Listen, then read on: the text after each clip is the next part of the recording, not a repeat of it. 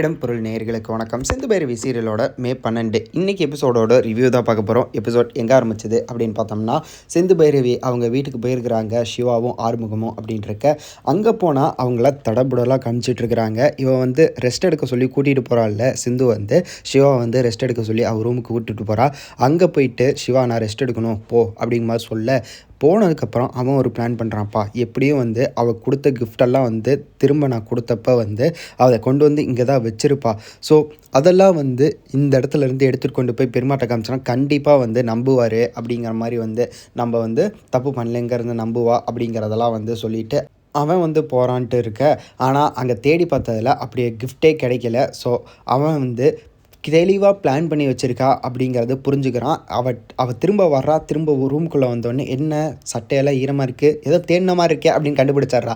நீ எவ்வளோ தேடினாலும் இந்த கிஃப்டெல்லாம் வந்து உன்னால் கண்டுபிடிக்கவே முடியாது அப்படிங்கிற மாதிரி சொல்லிட்டு நான் வர்றேன்னு முன்னாடியே தெரிஞ்சுக்கிட்டு இவள் பிளான் பண்ணி மாற்றி வச்சுருக்கிறா அப்படிங்கிற மாதிரி வந்து கண்டுபிடிச்சிட்றா. ஸோ இன்னொரு சைடு ஆறுமுகத்துக்கு வந்து பிரச்சனையாக கொடுத்துட்ருக்கிறா பைரவி. சாப்பிடக்கூடாது, நீ வந்து எலும்பு கடிச்சிட்டு என் தட்டில் வைக்கிற, அதெல்லாம் வைக்கக்கூடாது அப்படின்ட்டு அவள் வந்து அவனை வந்து நிம்மதியாக சாப்பிடக்கூட வரல. போதும் சாப்பிட்டது போதும் எந்தர்றா அப்படிங்கிற மாதிரிலாம் சொல்லிகிட்டு இருக்கான். நான் இன்னும் வந்து சாப்பிடவே இல்லடி இர்றி அப்படிங்கிற மாதிரி சொல்லிட்டு சாப்பிட்டுட்டு இருக்கான்.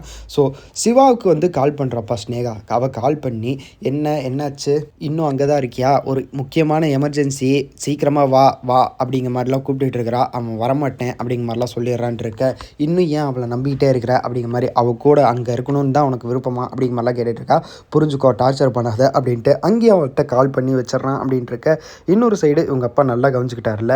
அதுக்கப்புறமா நைட்டு அங்கேயே ஸ்டே பண்ணுற மாதிரி இருந்தது. சிவா வந்து சொல்கிறான் நீ இந்த ரூம்லேயே தங்கிக்கோ அப்படிங்கிற மாதிரி.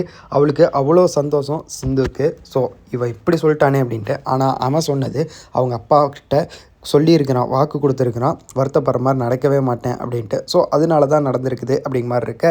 ஸோ இதுக்கடுத்து இன்னொரு சைடு ஆறுமுகம் வந்து அவள் ரூமுக்கு போகிறான். என்னடா இங்கே வர அப்படிங்கிற மாதிரி கேட்க, இல்லை நான் வந்து உன்கிட்ட வந்து சாரி கேட்கணும் அப்படிங்கிற மாதிரி சொல்கிறான். எதுக்காக அப்படின்னு பார்த்தோம்னா, நீ வந்து அவ்வளோ நல்ல பொண்ணு, உனக்கு போய் நான் கல்யாணம் பண்ணிட்டேன், நான் வந்து நம்பிக்கை துரோகம் பண்ண மாதிரி இருக்கேன், எங்கள் அம்மாவெல்லாம் பார்த்துக்கிறது அவ்வளோ பெருமையாக இருக்குது, எங்கள் அம்மாவுக்கு அடுத்து பிடிச்ச ஒரே பொண்ணுன்னா நீ தான் அப்படிங்கிற மாதிரிலாம் சொல்லிகிட்டு இருக்கிறான்.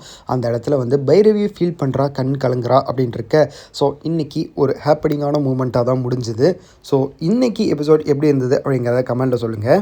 இந்த வாரத்துக்கான ப்ரோமோவும் ரிலீஸ் ஆகிருக்குது. அதுவுமே வந்து கொஞ்சம் மொக்கையாக தான் இருந்தது. ஏன்டா இதெல்லாம் வந்து ப்ரோமோ வச்சுருக்கீங்க அப்படின்னு தான் இருந்தது. ஸோ நீங்கள் அந்த ப்ரோமோ பார்த்துருந்தீங்க, அது எப்படி இருந்தது அப்படிங்கிறத கமெண்ட்டில் சொல்லுங்கள். இந்த வீடியோ பிடிச்சிருந்தா லைக் பண்ணிட்டு மறக்காமல் சப்ஸ்கிரைப் பண்ணுங்க. அப்போ தானே நாங்கள் போகிற வீடியோஸ் உங்களுக்கு ரெகுலராக வரும்.